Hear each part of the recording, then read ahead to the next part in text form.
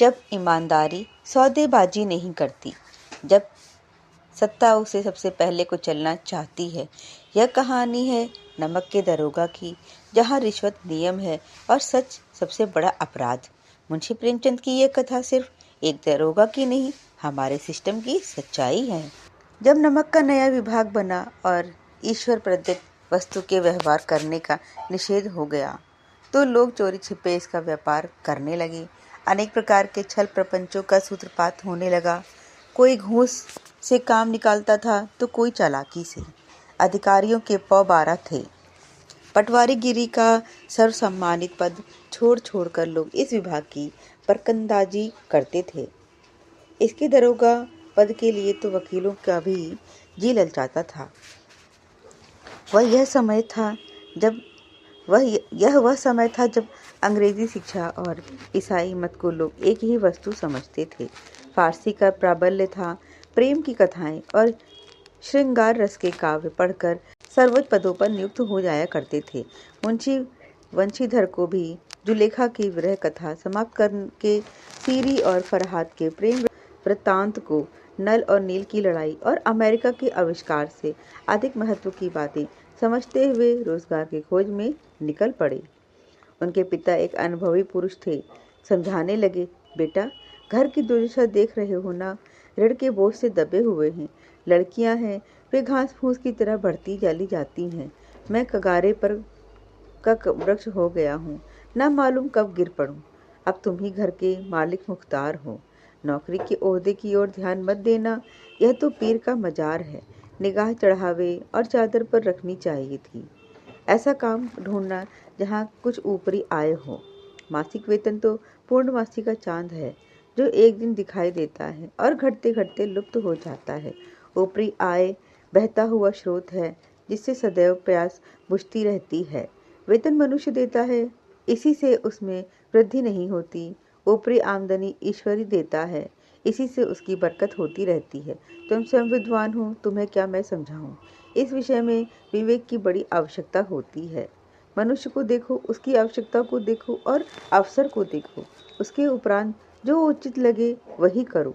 गरज वाले आदमी के साथ कठोरता करने में लाभ ही लाभ है, लेकिन बेगरज को दांव पर पाना जरा कठिन बात है। इन बातों को निगाह में बांध लो, यह मेरी जन्म भर की कमाई है। इस उपदेश के बाद पिताजी ने आशीर्वाद दिया। वंशीधर आज्ञाकारी पुत्र थे। वे बातें ध्यान से सुनी और तब घर से निकल पड़े। इस विस्तृत संसार में उनके लिए धैर्य अपना मित्र था। बुद्धि और पथ प्रदर्शक और आत्मावलंबन ही अपना सबसे बड़ा सहायक था। लोग अच्छे शकुन से चले थे। जाते ही जाते नमक विभाग के दरोगा पद पर प्रतिष्ठित हो गए। वेतन अच्छा और ऊपरी आय का तो ठिकाना ही न था। वृद्ध मुंशी जी को सुख संवाद मिला तो फूले न समाये। महाजन कुछ नरम पड़े।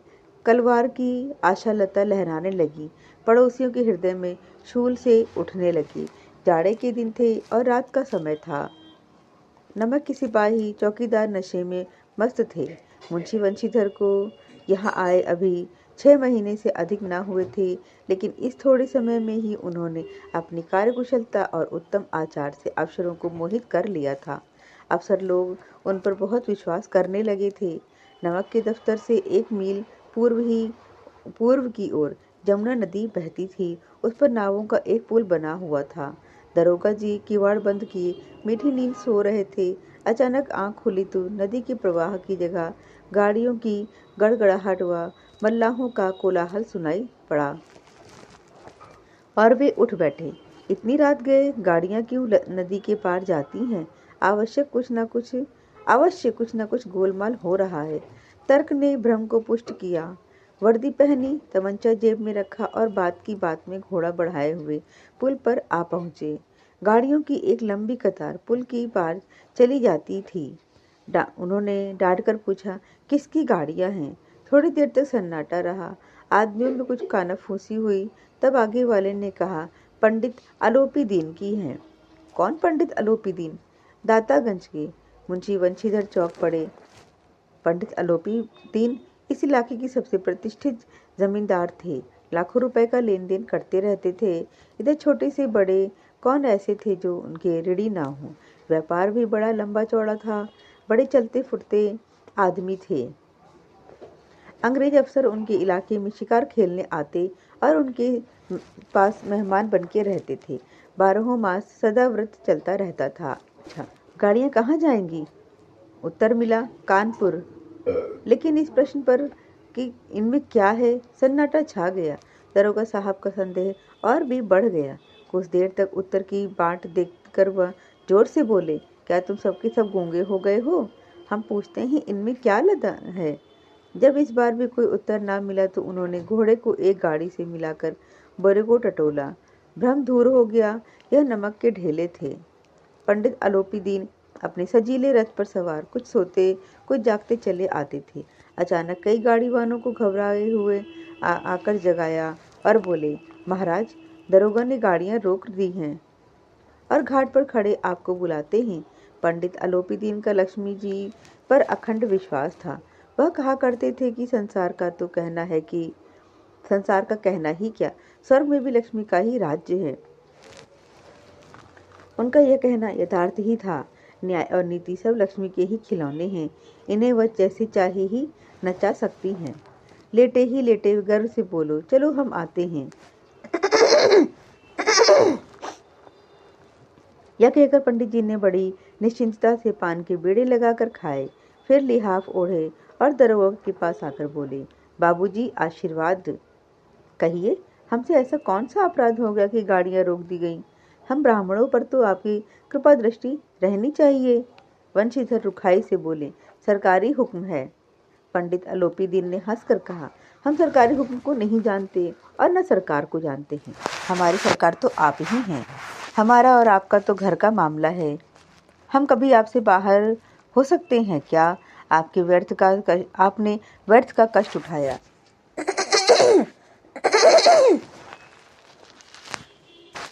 यह हो नहीं सकता कि इधर से जाएं और इस घाट के देवता को भेंट न चढ़ावें।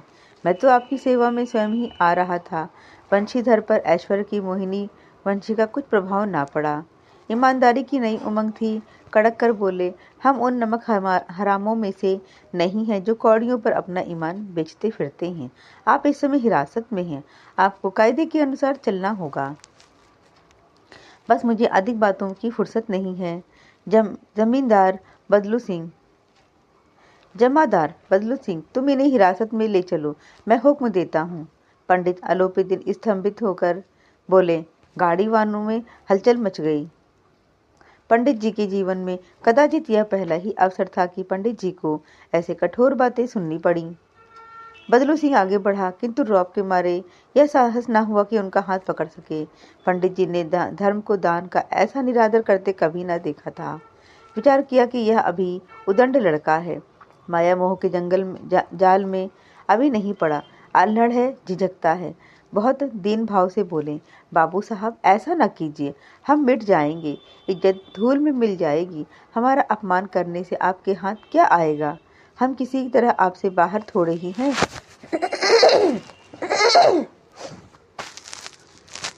वंशीधर ने कठोर स्वर में कहा, हम ऐसी बातें नहीं सुनना चाहते हैं। आलोपी दीन ने जिस सहारे को चट्टान समझ रखा था वह पैरों के नीचे खिसकता हुआ सा मालूम पड़ रहा था। स्वाभिमान और धन ऐश्वर्य की कड़ी चोट लगी थी, किंतु अभी तक धन की सांख्यिक शक्ति का पूरा भरोसा था। अपने मुख्तार से बोले, लाला जी, 1000 के नोट बाबू साहब की भेंट करो। आप इस समय भूखे सिंह को हो रहे हैं। वंशीधर ने गर्म होकर कहा, 1000 नहीं, 1,00,000 भी मुझे सच्चे मार्ग से नहीं हटा सकते। धर्म की इस बुद्धिहीन दृढ़ता और देव दुर्लभ त्याग पर मन बहुत झुंझलाया। अब दोनों शक्तियों में संग्राम होने लगा। धन ने उछल उछल कर आक्रमण करने शुरू कर दिए। 1 से 5, 5 से 10, 10 से 15 और 15 से 20 तक नौबत पहुंची, किंतु धर्म अलौकिक वीरता के साथ बहुसंख्यक सेना के सम्मुख अकेला पर्वत की भांति अटल अविचलित खड़ा था। आलोपी दीन निराश होकर बोले, अब इससे अधिक मेरा साहस नहीं है, आगे आपको अधिकार है। वंशीधर ने अपने जमादार को ललकारा। बदलू सिंह मन में दरोगा जी को गालियां देता हुआ पंडित आलोपी दीन की ओर बढ़ा। पंडित जी घबराकर 2-3 कदम पीछे हट गए और अत्यंत दीनता से बोले, बाबू साहब, ईश्वर के लिए मुझ पर दया कीजिए। मैं 25,000 का निपटारा करने का तैयार हूँ। असंभव बात है। 30,000 पर किसी तरह भी संभव नहीं। क्या 40,000 भी नहीं? 40,000 नहीं, 40 लाख पर भी असंभव है। बदलू सिंह, इस आदमी को हिरासत में ले लो। अब मैं एक शब्द भी नहीं सुनना चाहता। धर्म ने धन को पैरों तले कुचल डाला था। आलोपीदीन ने एक हष्ट पुष्ट मनुष्य को हथकड़ियां लिए हुए अपनी तरफ आते हुए देखा तो चारों ओर निराशा और कातर दृष्टि से देखने लगे।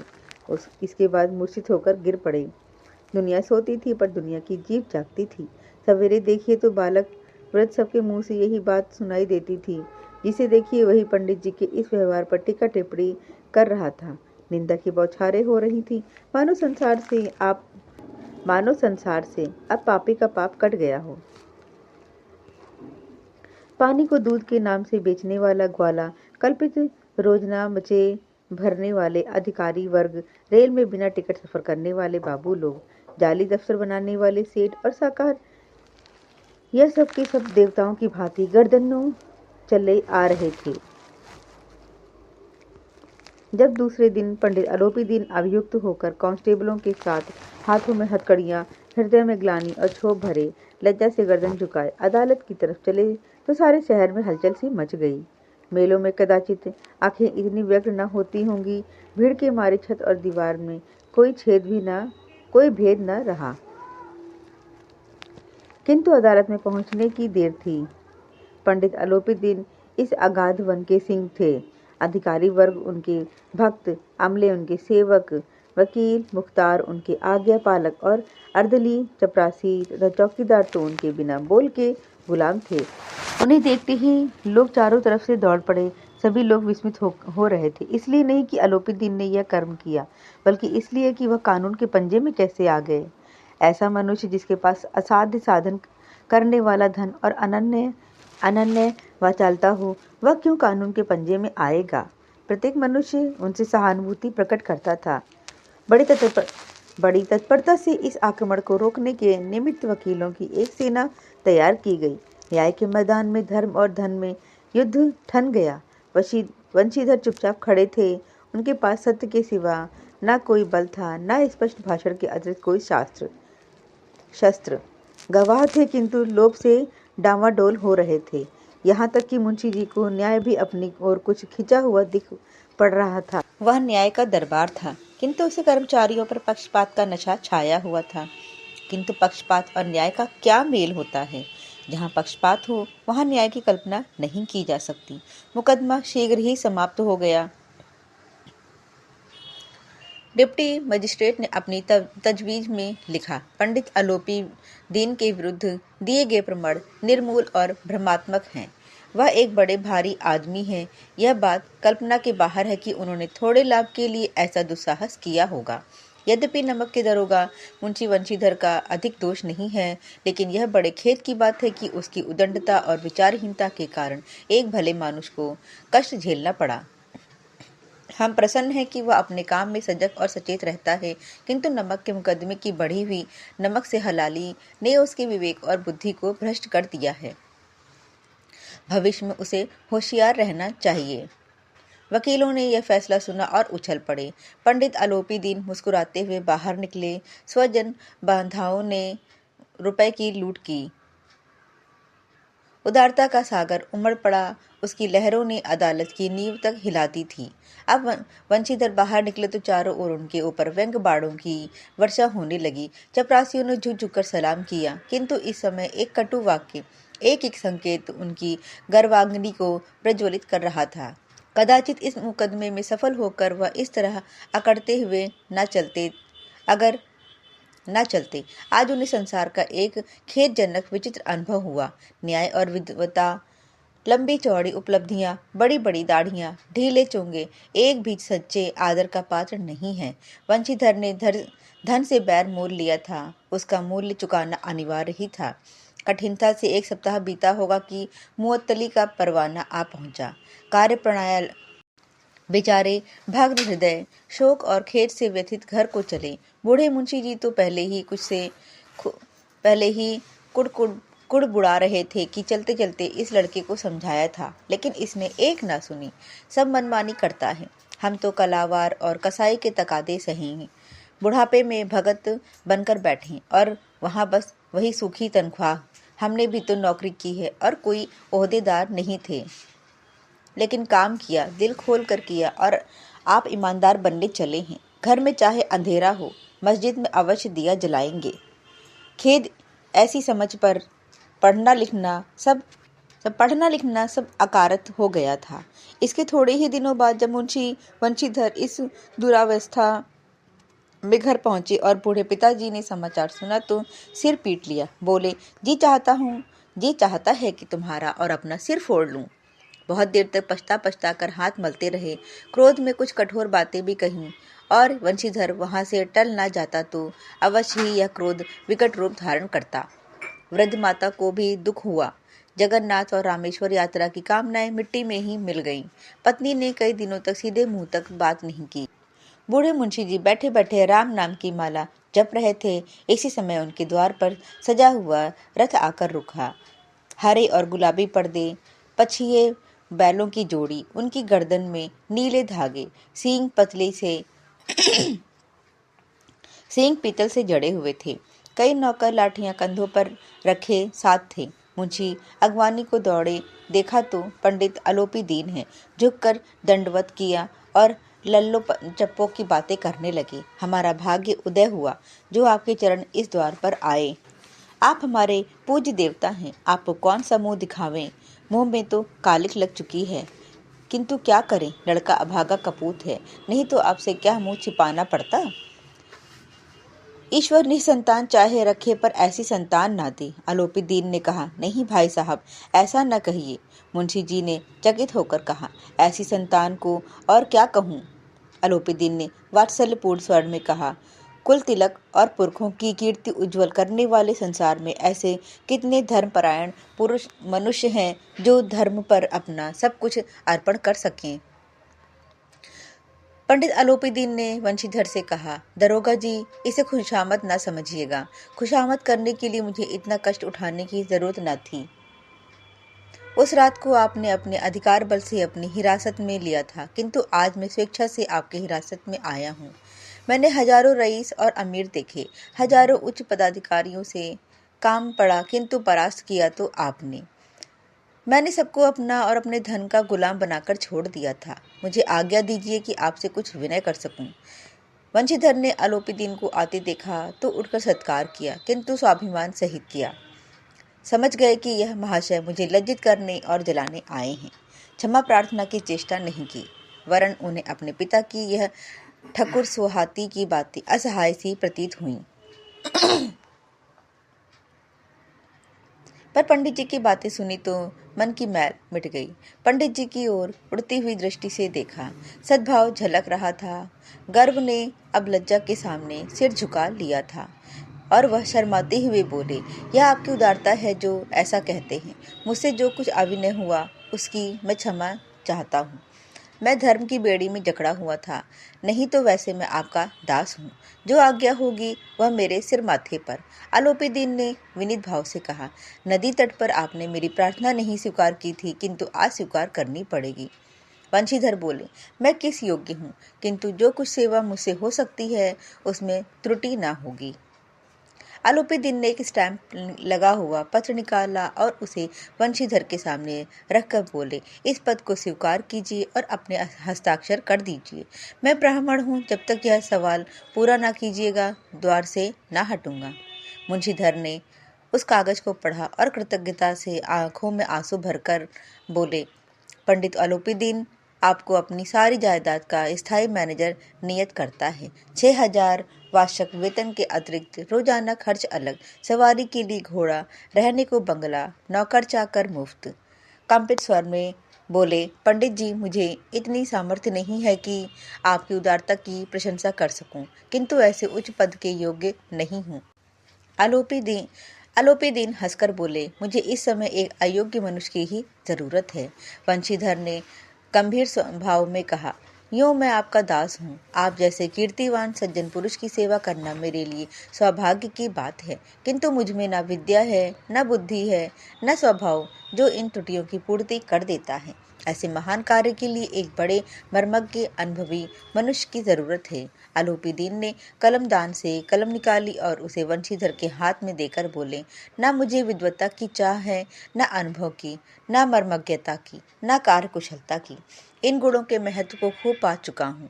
सब सौभाग्य और सुअवसर ने मुझे वह मोती दिया जिसके सामने योग्यता और विद्वता की चमक फीकी पड़ जाती है।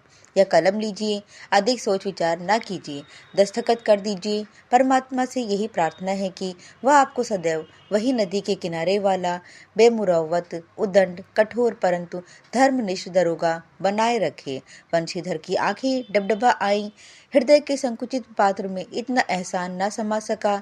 एक बार फिर पंडित जी की ओर भक्ति और श्रद्धा की दृष्टि से देखा और कांपते हुए हाथ से मैनेजरी के कागज पर हस्ताक्षर कर दिए। आलोपीदीन ने प्रफुल्लित होकर उन्हें गले से लगा लिया। ईमानदार होना आसान नहीं होता, पर जरूर होता है।